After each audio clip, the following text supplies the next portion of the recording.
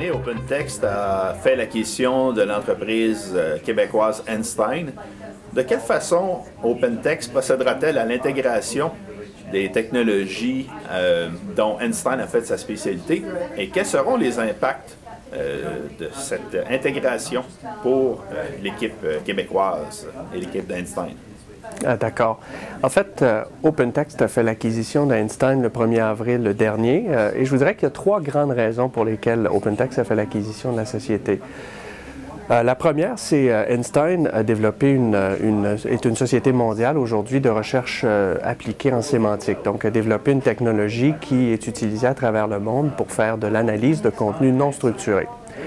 La deuxième, c'est qu'on voulait développer chez OpenText un centre d'excellence au Québec, donc développer un footprint beaucoup plus grand au Québec. Et la troisième, c'est l'expérience qu'a acquise Einstein donc dans le créneau des médias.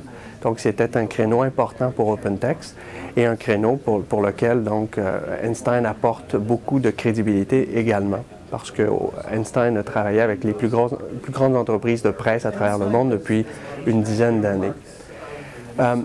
Pour Einstein, ce que ça implique, ça implique que le Québec, donc Montréal, devient le centre de recherche sémantique au niveau global. Et donc notre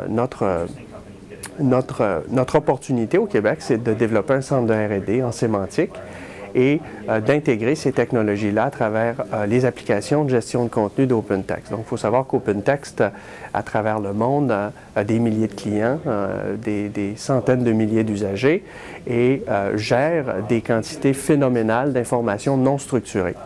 Et ce que l'engin Einstein fait, une fois intégré dans ces applications-là, c'est de permettre d'ajouter beaucoup de structure à de l'information non structurée par analyse sémantique. Donc, un morceau de contenu entre dans l'engin Einstein et va être analysé dans ses sources et on va pouvoir y attacher des métadatas et faire une analyse assez structurée de cette information non structurée-là.